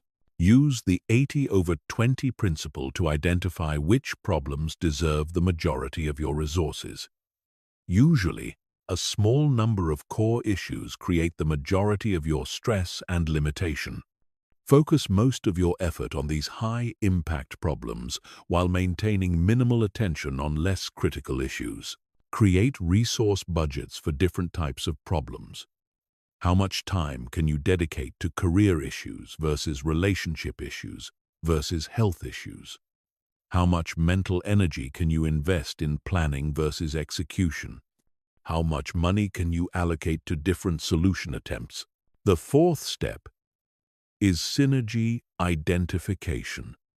Look for solutions that address multiple problems simultaneously. These synergistic approaches are more efficient than solving each problem separately and often create momentum that accelerates progress across all areas. If you're dealing with health problems, financial stress, and social isolation, a solution that involves starting a fitness-related side business could address all three issues. The business generates income, the fitness component improves your health, and the customer interactions provide social connection. If you're facing career stagnation, skill gaps, and lack of professional network, joining or creating a professional development group could address all three challenges through skill-building activities, networking opportunities, and potential career connections. The fifth step is interference management. Some solutions create interference with other solutions. Working late to advance your career might interfere with family time needed to solve relationship problems. Strict budgeting to solve financial issues might interfere with social activities needed to address isolation problems. Anticipate these conflicts and design solutions that minimize interference. This might involve time scheduling that protects both career advancement and family time. It might involve finding free or low-cost social activities that don't conflict with budgeting goals. Sometimes you need to sequence solutions to avoid interference. Address one problem intensively for a defined period, then shift focus to another problem. This concentrated approach can be more effective than trying to make minimal progress on everything simultaneously. The sixth step is cascading solutions. Some problems, when solved, create conditions that make other problems easier to solve. These cascading effects can be planned and leveraged to accelerate overall progress. Solving a sleep problem might improve your energy and mood, which makes it easier to exercise regularly, which improves your health and confidence, which enhances your work performance and relationships. Instead of treating each issue separately, you solve the sleep problem with the understanding that it will create positive effects across multiple areas. Identify which problems, when solved, would create the most beneficial cascading effects. These become priority problems, not just because of their direct impact, but because of their indirect benefits across your entire problem cluster. The seventh step is system buffer creation. Complex problem solving is inherently unpredictable. Solutions take longer than expected, unexpected obstacles arise, and some approaches fail completely. Building buffers into your system prevents individual setbacks from derailing your entire approach. Create time buffers by planning for solutions to take longer than your best-case estimates. Create resource buffers by maintaining reserves of time, money, and energy for unexpected challenges. Create emotional buffers by building support systems and stress management practices that sustain you through difficult periods. These buffers aren't pessimistic planning. They're realistic preparation that allows you to maintain progress even when individual solutions encounter problems. The eighth step is progress tracking systems. With multiple problems and solutions in play, you need sophisticated tracking systems to monitor progress, identify what's working, and make strategic adjustments. Create dashboards that show progress across all your problem areas. Use simple metrics that capture both leading indicators and lagging results. Track your resource allocation to ensure you're investing effort where it creates the most impact. Review your entire problem cluster weekly to identify emerging patterns, unexpected connections, and necessary strategy adjustments. Monthly reviews should assess whether your overall approach is working and whether your problem priorities need to shift. The final step is adaptive strategy management. Your problem cluster will evolve as you solve individual problems, as your circumstances change, and as you learn more about the relationships between issues. Your strategy needs to evolve accordingly. Build flexibility into your approach. Don't become so committed to your initial plan that you miss opportunities to improve it. Stay alert to new problems that emerge and existing problems that disappear. Adjust your resource allocation as some problems become more critical and others become less important. Expect that solving complex problem clusters takes time and patience. You're not just solving individual problems, you're transforming entire systems of your life. This transformation is worth the effort because it creates lasting change rather than temporary fixes. The people who master complex problem-solving develop a significant advantage in life. They can handle challenges that overwhelm others. They can see opportunities that others miss. They can create solutions that serve multiple purposes and generate compound benefits over time. Chapter 10. The ultimate goal of problem-solving isn't just fixing current issues. It's building systems and capabilities that prevent problems from occurring and allow you to handle future challenges more effectively. This final chapter focuses on creating sustainable problem-solving capacity that serves you for the rest of your life. The first principle of sustainable problem-solving is prevention system design. Most problems are predictable and preventable if you develop the right systems and habits. Instead of constantly reacting to crises, invest energy in preventing problems from reaching crisis level. Analyze your historical problem patterns. What types of challenges do you face repeatedly? What conditions typically precede these problems? What early warning signs could you monitor? Understanding your personal problem patterns allows you to create early intervention systems. If you repeatedly face financial stress, create monitoring systems that alert you to spending patterns before they become problematic. If you repeatedly experience relationship conflicts, develop communication habits that address issues before they escalate. If you repeatedly face health problems, create lifestyle systems that maintain your physical and mental well-being proactively. The second principle is capacity building. Your problem-solving effectiveness depends on your underlying capabilities. Mental clarity, emotional resilience, physical energy, financial resources, social connections, and specialized knowledge. Continuously developing these capabilities makes every future problem easier to handle. Create development plans for each area that affects your problem-solving capacity. Read systematically to expand your knowledge and perspective. Exercise regularly to maintain the physical energy needed for sustained effort. Build and maintain relationships that provide support, advice, and opportunities. Develop financial reserves that give you options during challenging times. Think of capacity building as compound interest for your problem-solving ability. Small, consistent investments in your capabilities create exponential returns over time. The third principle is learning system creation. Every problem you solve teaches you something valuable, but only if you capture and organize those lessons systematically. Create systems that extract maximum learning from every problem-solving experience. After solving any significant problem, conduct a formal lessons learned review. What worked well in your approach? What would you do differently next time? What general principles can you extract from this specific experience?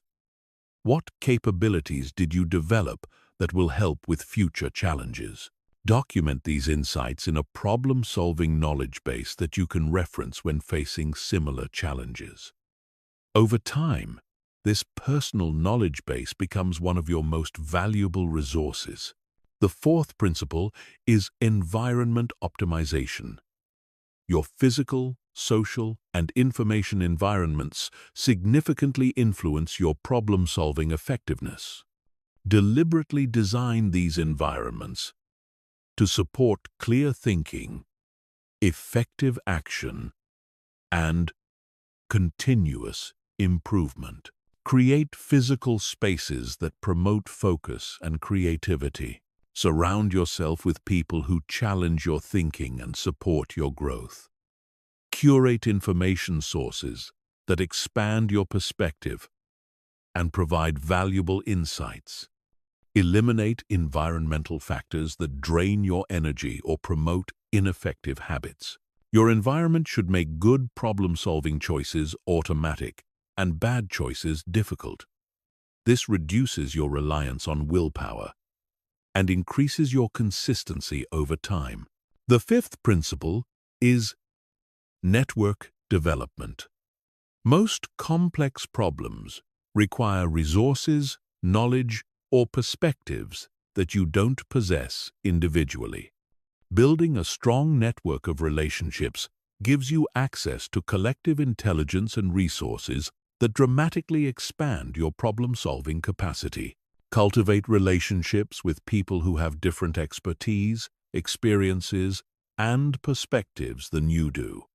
Include mentors who can provide wisdom and guidance, peers who can offer collaboration and accountability, and protégés who can provide fresh perspectives and energy. Contribute value to your network before you need assistance. Share knowledge, make introductions, offer support, and celebrate others' successes. This creates a foundation of goodwill that you can draw upon when facing challenging problems. The sixth principle is stress inoculation practice. Regular exposure to manageable challenges builds your capacity to handle larger problems when they arise. Deliberately seek out problems to solve, skills to develop, and challenges to overcome during stable periods. Take on projects that stretch your capabilities slightly beyond your comfort zone. Learn new skills that require persistence and problem-solving. Put yourself in situations where you have to think quickly and adapt to unexpected circumstances. This voluntary stress exposure builds confidence and competence that serves you when involuntary problems arise. You develop evidence that you can handle difficult situations, which reduces anxiety and improves performance under pressure. The seventh principle is recovery and renewal integration. Sustainable problem-solving requires balancing intense effort with adequate recovery. Build renewal practices into your routine that restore your energy, perspective, and creativity. Different types of renewal serve different purposes. Physical recovery restores your energy and health. Mental recovery clears your thinking and reduces cognitive fatigue. Emotional recovery processes stress and maintains psychological well-being. Spiritual recovery connects you to meaning and purpose. Schedule regular recovery activities and protect that time as carefully as you protect important meetings. Recovery isn't laziness or weakness. It's essential maintenance that keeps your problem-solving capacity functioning at peak levels. The eighth principle is continuous improvement systems. Your problem-solving capabilities should improve throughout your life. Create systems that promote continuous learning, skill development, and strategic refinement. Regularly assess your problem-solving effectiveness and identify areas for improvement. Seek out new techniques, frameworks, and perspectives that could enhance your approach. Practice advanced problem-solving skills on low-stakes challenges to prepare for high-stakes situations. Set annual goals for improving specific aspects of your problem-solving capacity. This might involve developing emotional regulation skills, learning new analytical techniques, building particular types of relationships, or gaining expertise in areas relevant to your goals. The ninth principle is legacy creation. The highest level of problem-solving is developing the ability to solve problems that benefit others and create positive change beyond your immediate circumstances. This gives your problem-solving efforts meaning and impact that sustain motivation through difficult periods. Look for ways to apply your problem-solving skills to challenges in your community, profession, or areas of interest. Mentor others who are developing their problem-solving capabilities. Share your insights and techniques with people who could benefit from them. Creating positive impact through problem-solving generates energy and satisfaction that fuel continued growth and effectiveness. It also connects you to larger purposes that provide resilience during personal challenges. The final principle is integration and mastery. All of these principles work together to create a comprehensive, problem-solving lifestyle. The goal isn't to apply them perfectly, but to integrate them into your daily life in ways that feel natural and sustainable. Start with the principles that resonate most strongly with you, and gradually incorporate others as they become relevant to your circumstances. Experiment with different approaches and adapt them to fit your personality, goals, and lifestyle. Remember that becoming an exceptional problem solver is a lifelong journey. Every challenge you face is an opportunity to practice and improve. Every problem you solve makes you more capable of handling future challenges. Every system you build makes your life more resilient and effective. The compound effects of sustained problem-solving development are extraordinary. Over time, you become someone who thrives in uncertainty, finds opportunities in challenges, and creates solutions that others don't see. You become a person who doesn't just survive problems but uses them as fuel for growth and contribution. This is your invitation to that transformation. The frameworks, techniques, and principles you've learned are tools. Your commitment to using them consistently is what will change your life. Chapter 11. There's a level of problem-solving mastery that transcends techniques and frameworks. It's the ability to see problems that others don't recognize, to find solutions in seemingly impossible situations, and to transform obstacles into opportunities so naturally that it appears effortless. This is the domain of elite problem solvers who operate at a completely different level than most people. The first characteristic of mastery-level problem solving is pattern recognition at scale. Elite problem solvers have encountered so many challenges across different domains that they can instantly recognize patterns and apply solutions from completely different contexts. They see that a relationship problem has the same underlying structure as a business problem they solved 5 years ago. This cross-domain pattern recognition comes from deliberately studying problems outside your normal experience. Read case studies from different industries, cultures, and time periods. Study how problems are solved in nature, in military strategy, in art, and in science. The more diverse your problem-solving exposure, the more patterns you can recognize and adapt. The second characteristic is intuitive problem sensing. Masters develop an almost supernatural ability to sense problems before they become obvious. They notice subtle signals, energy shifts, and environmental changes that indicate emerging challenges. This early detection allows them to intervene before problems reach crisis level. Develop your problem-sensing abilities by paying attention to weak signals in all areas of your life. Notice when people's behavior changes slightly. Pay attention to small inefficiencies or inconsistencies. Trust gut feelings that something isn't quite right, even when you can't articulate why. The third characteristic is elegant solution design. Masters find solutions that solve multiple problems simultaneously while using minimal resources and creating positive side effects. Their solutions feel inevitable in retrospect, but were completely non-obvious before they revealed them. Train yourself to look for elegant solutions by always asking, how could this solution serve multiple purposes? How could we achieve the desired outcome with less effort? What positive side effects could we create? How could this solution become self-sustaining or self-improving? The fourth characteristic is paradox navigation. The most complex problems contain contradictions that seem impossible to resolve.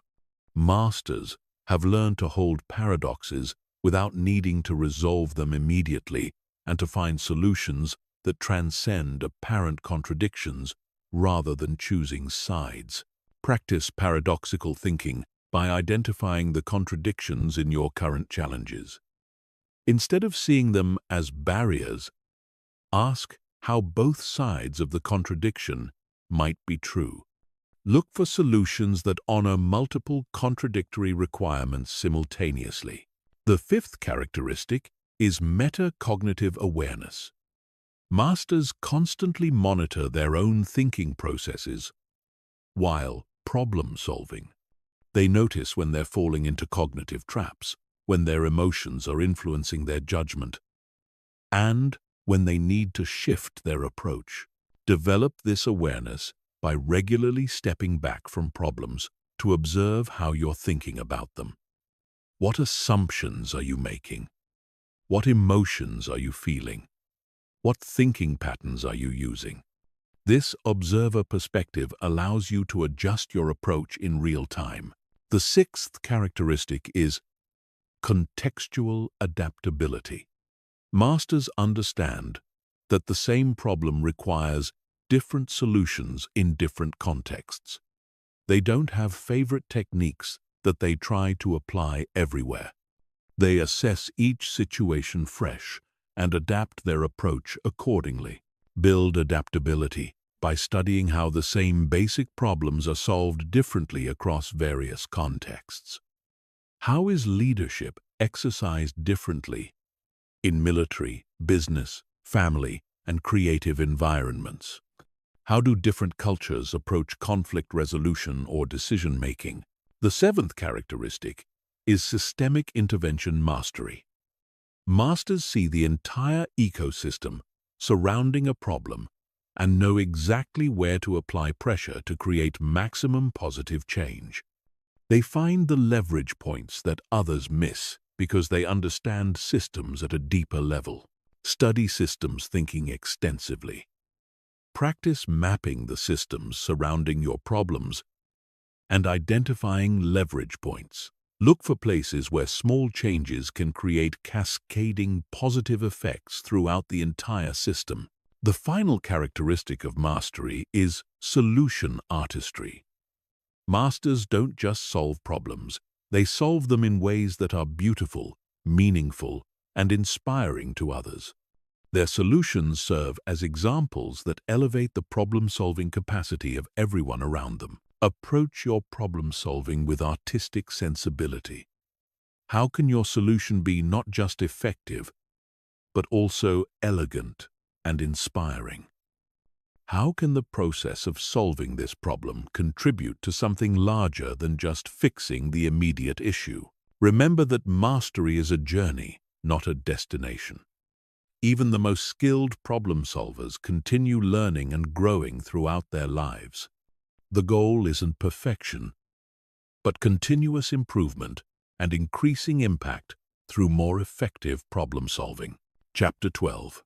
Understanding problem solving in theory is different from applying it in the messy complexity of real life. Every domain has its unique challenges, constraints, and dynamics that require specialized approaches while still following universal principles. Let's examine how elite problem-solving applies to the most common areas of human struggle. In career and professional challenges, the key is understanding that most career problems are actually systems problems. If you're stuck in a dead-end job, the problem isn't just your current position. It's the entire system of skills, relationships, market positioning, and personal branding that led to your current situation. Map your entire professional ecosystem. Your skills relative to market demand, your network strength and diversity, your reputation in your field, your financial runway for making changes, and the industry trends affecting your options. Most people try to solve career problems by looking for new jobs within the same system that created their current limitations. Elite career problem-solving involves building what you need while you still have stability. Develop valuable skills during stable periods. Build relationships before you need them. Establish a reputation for excellence before you need to leverage it. Create financial buffers before you need to take risks.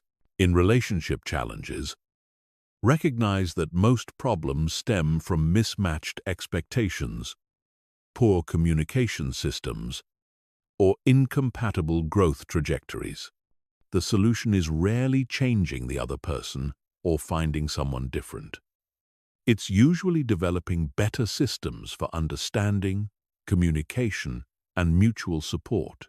Apply systems thinking to relationships by mapping the patterns that create conflict, the unspoken expectations that create disappointment, and the communication breakdowns that create distance. Design new systems for regular check-ins, conflict resolution, and supporting each other's growth. Most relationship problems are actually personal development problems disguised as interpersonal issues. If you keep having the same type of conflict with different people, the pattern is coming from you. Solve the personal pattern, and the relationship problems often resolve naturally. In health and wellness challenges, understand that most problems are lifestyle design problems rather than willpower problems. If you can't maintain healthy habits, the issue isn't your lack of discipline. It's that you haven't designed an environment and system that makes healthy choices easier than unhealthy ones. Map your entire lifestyle system, your schedule, environment, social influences, stress levels, and available time and energy. Design systems that automate healthy choices and eliminate the need for constant decision-making about diet, exercise, and self-care.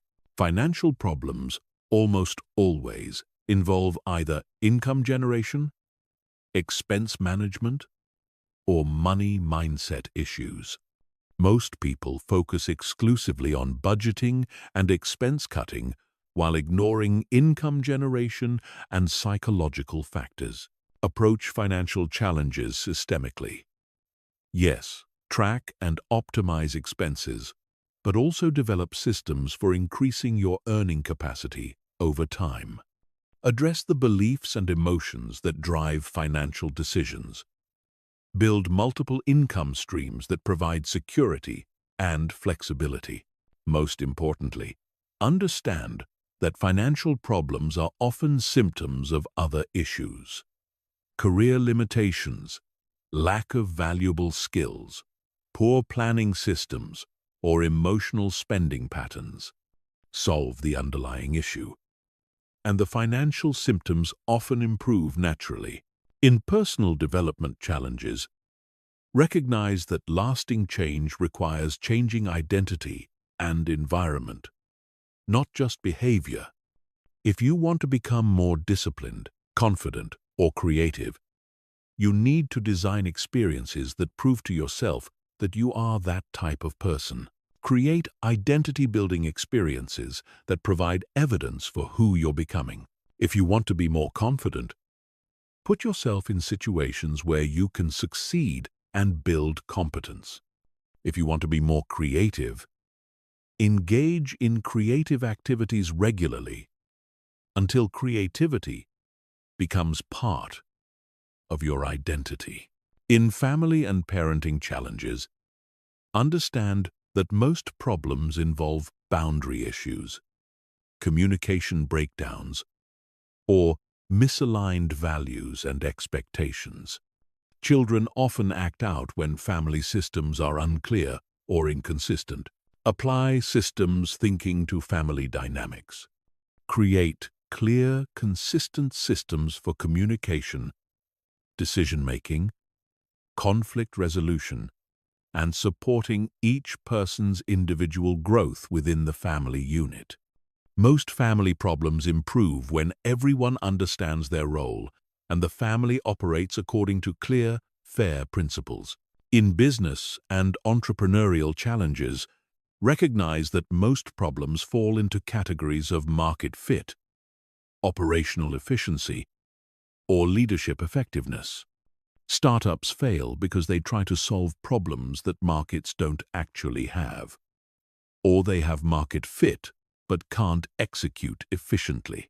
Apply systematic problem-solving to business challenges by first ensuring you're solving a problem that people will pay to solve. Then build minimum viable solutions and iterate based on real customer feedback.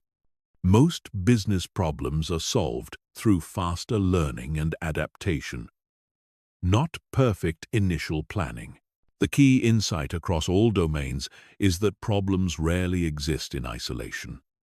Career problems affect relationships, which affect health, which affects performance, which affects finances.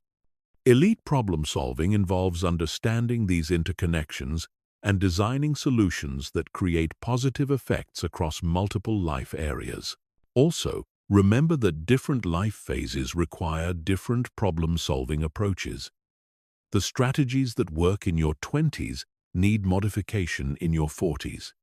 The solutions that work when you're single need adaptation when you have family responsibilities. Stay flexible and adjust your approach as your circumstances evolve.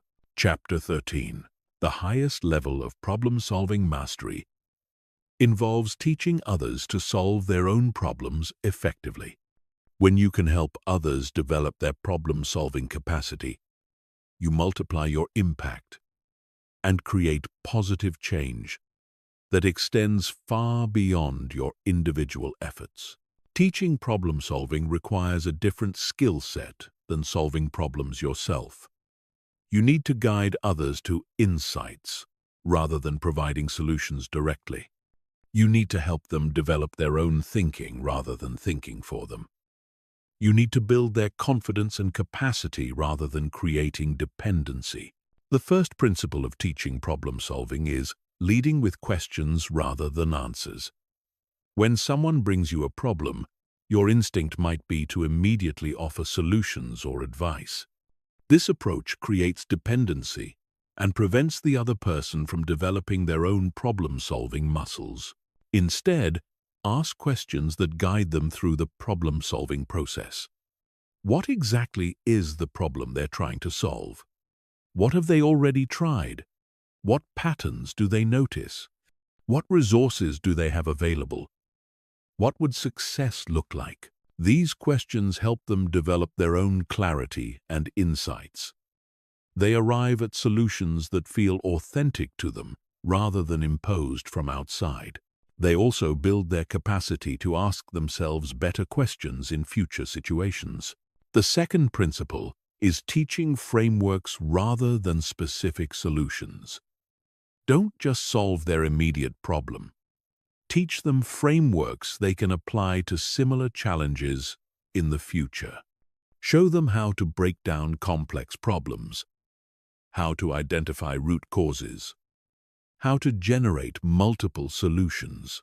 When you teach frameworks, you give people tools they can use independently. They become more capable and confident problem solvers rather than people who need to consult others whenever challenges arise. The third principle is modeling metacognitive awareness. Think out loud about your thinking process when helping others with problems. Show them how you notice your assumptions, how you catch yourself falling into mental traps, how you step back to assess whether your approach is working. This metacognitive modeling is one of the most valuable things you can teach. Most people never learn to observe their own thinking patterns. When you demonstrate this awareness, you give them a skill that improves every aspect of their problem solving. The fourth principle is creating safe experimentation spaces. People need permission to try solutions that might not work, to make mistakes, and to learn through experience. Create environments where failure is treated as information rather than condemnation. Encourage small experiments rather than major life changes. Help them design low-risk tests of potential solutions. Support them through the learning process rather than judging outcomes. This builds their willingness to take action even when they're not certain about results. The fifth principle is building problem-solving confidence. Gradually. Start with problems that are challenging but solvable given their current capacity. Success builds confidence, which enables them to tackle more complex challenges over time. Don't throw people into deep water and expect them to learn to swim. Help them build competence progressively. Celebrate their successes and help them extract lessons from their experiences. When leading teams through problem-solving processes, apply these same principles at group level. Use collaborative frameworks that engage everyone's thinking rather than imposing solutions from leadership. Create psychological safety where team members feel comfortable sharing ideas and concerns. Design team problem-solving sessions that build collective intelligence rather than relying on individual expertise. Use techniques like structured brainstorming, perspective-taking exercises, and systematic evaluation processes that leverage diverse viewpoints. In organizational contexts, focus on building problem-solving culture rather than just solving immediate problems. This involves creating systems for continuous learning, encouraging innovation and experimentation, and rewarding thoughtful analysis rather than just results. Develop organizational frameworks that people can use independently.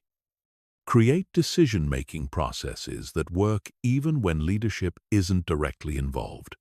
Build learning systems that capture and share insights from successful problem-solving efforts. When mentoring individuals in problem-solving, tailor your approach to their learning style and experience level. Some people learn best through structured frameworks, while others prefer learning through stories and examples. Some need detailed guidance, while others just need encouragement to trust their instincts. Pay attention to their natural problem-solving strengths and help them build on those. Don't try to turn everyone into the same type of problem solver. Help them develop their authentic problem-solving style while expanding their capabilities. Remember that teaching problem-solving is itself a complex problem that requires ongoing refinement. Pay attention to what works with different people and situations. Continuously improve your ability to guide others to effective solutions. The ultimate goal is to create problem solvers who surpass your own capabilities. When you successfully teach someone to solve problems more effectively than they could before, you've created lasting, positive change that continues to generate benefits long after your direct involvement ends. This multiplication effect is how individual problem-solving mastery becomes societal transformation. Each person who develops strong problem-solving capabilities can teach others, creating expanding networks of effective problem solvers who tackle challenges at every level of society. Chapter 14. As you develop mastery in problem solving, you'll discover that the greatest challenges and opportunities lie in applying these skills to problems that extend beyond your immediate personal circumstances. This is where problem solving becomes a force for positive change in your community and the world. The first level of expanded impact involves community problem solving. Every community faces challenges that affect multiple people but seem too complex or entrenched for individuals to address. These might include local economic issues, environmental problems, social tensions, or systemic inefficiencies in local institutions. Apply the same systematic approach to community problems that you use for personal challenges. Map the stakeholders, understand the underlying systems, identify root causes, and generate collaborative solutions that serve multiple interests simultaneously. The key difference is that community problems require building consensus and coordinating multiple people with different perspectives and priorities. Your role becomes orchestrating collective problem solving rather than solving problems unilaterally. Start by identifying community problems that align with your values and leverage your unique strengths and resources. You don't have to tackle every community issue. Focus on areas where you can make meaningful contributions while developing your skills in collective problem solving. The second level involves professional and industry impact. Every profession and industry has persistent problems that limit effectiveness, create inefficiencies, or prevent optimal outcomes. These problems often persist because people within the system become accustomed to them or don't believe change is possible. Your outsider perspective, combined with systematic problem-solving skills, can reveal solutions that insiders miss. You can often apply insights from other domains to challenges that have been resistant to traditional approaches. Look for problems in your professional sphere that affect many people but haven't been adequately addressed. These might involve workflow inefficiencies, communication breakdowns, resource allocation issues, or misaligned incentives. The third level involves innovation and entrepreneurship. Some problems can only be solved through creating new products, services, or business models that didn't previously exist. This requires combining problem-solving skills with creativity, market understanding, and execution capability. Entrepreneurial problem-solving involves identifying problems that many people face, but no one has solved effectively. Then building scalable solutions that can reach large numbers of people. This doesn't necessarily mean starting a traditional business. Social entrepreneurs create solutions for social problems. Artists solve problems related to meaning, beauty, and human expression. Activists solve problems related to justice and systemic change. The fourth level involves systemic and policy impact. Some problems can only be solved through changes to laws, regulations, institutional practices, or cultural norms. These systemic problems require working within political and social systems to create change at scale. Systemic problem-solving requires understanding how institutions work, how decisions are made, and how change happens within complex systems. It often involves building coalitions, influencing decision-makers, and creating pressure for change through various channels. This type of problem-solving requires patience and persistence, as systemic change often takes years or decades to achieve. But the impact can be enormous, affecting millions of people and future generations. As you expand your problem-solving impact, remember several key principles. First, start where you are with what you have. You don't need to wait until you've achieved perfect mastery to begin contributing to larger problems. Your current skills and resources can make meaningful contributions right now. Second, focus on leverage points where your unique combination of skills, knowledge, and resources can create disproportionate impact. Don't try to work on every problem. Find the intersection between what you're passionate about, what you're good at, and what the world needs. Third, build collaborative relationships with others who share your commitment to positive change. Complex problems require diverse perspectives and complementary skills.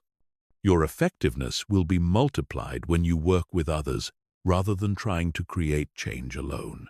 Fourth, maintain long-term perspective while taking immediate action. Significant problems took time to develop and will take time to solve. Maintain hope and persistence, even when progress seems slow. Finally, remember that working on problems beyond yourself is not just about external impact. It's also about personal growth and meaning. People who dedicate their problem-solving skills to serving others often find that this work provides the deepest satisfaction and sense of purpose in their lives.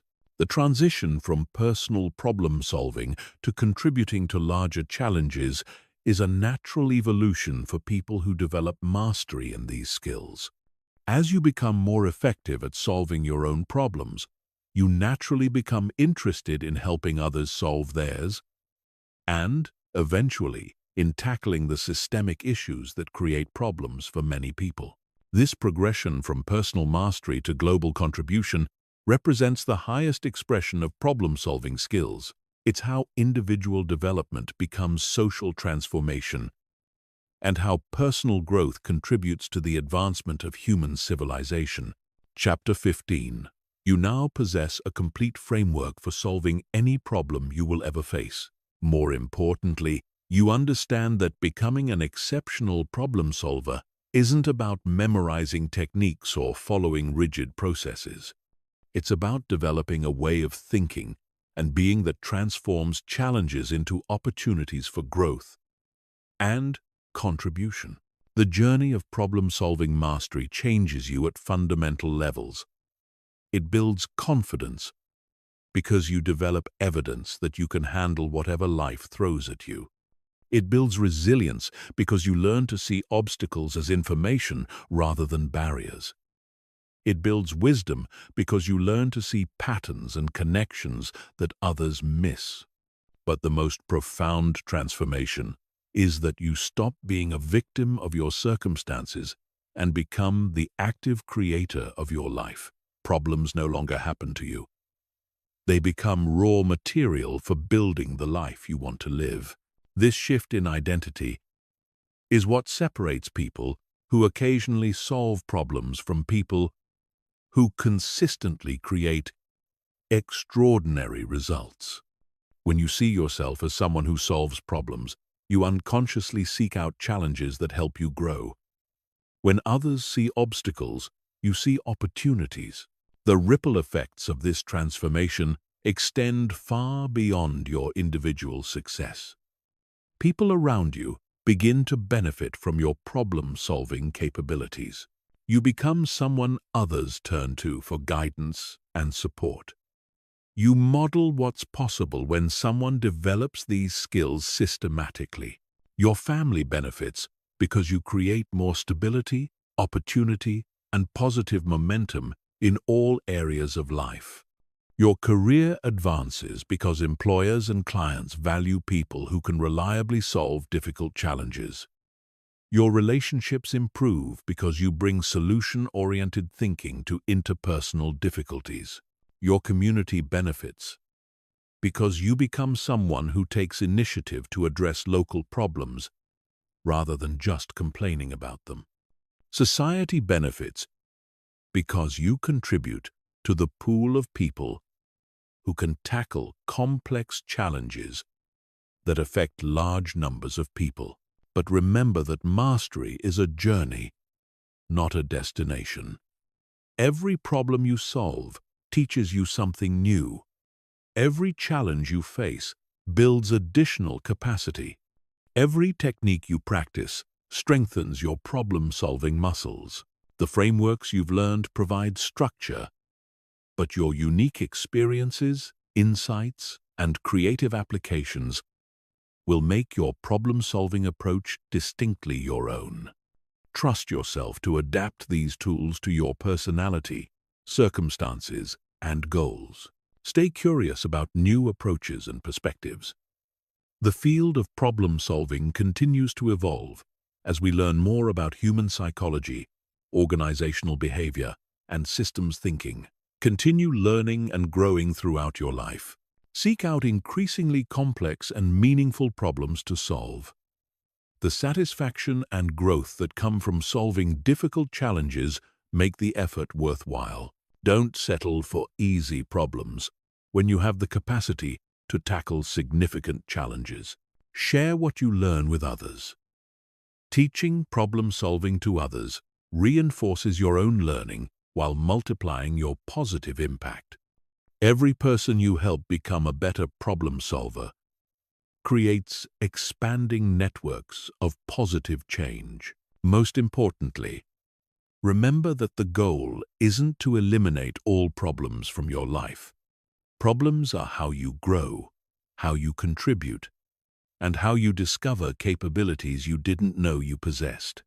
The goal is to become someone who solves problems so effectively that your life becomes a continuous process of positive transformation.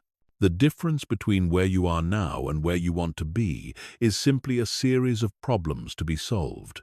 With the frameworks, techniques, and mindset you now possess, those problems become stepping stones rather than obstacles.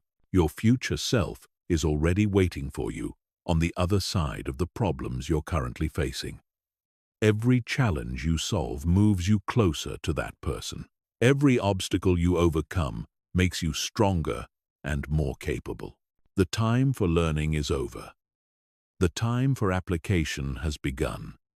Take the next problem in your life and apply everything you've learned. Start the transformation that will define the rest of your life. Your problems are not punishments or barriers. They are your curriculum for becoming the person you were meant to be. Embrace them, solve them, and use them to build a life that matters. The world needs more people who can solve problems effectively. It needs more people who see challenges as opportunities. It needs more people who bring solution-oriented thinking to every situation they encounter. Become one of those people. Start today. Start now. Your future self and everyone whose life you'll touch through your problem-solving capabilities are depending on you to begin. This is your moment. This is your opportunity. This is your invitation to join the ranks of people who don't just survive their challenges, but use them as fuel for extraordinary success and contribution. The choice is yours, but the framework is complete. Everything you need to solve any problem and build any life you choose to create is now within your grasp. Use it.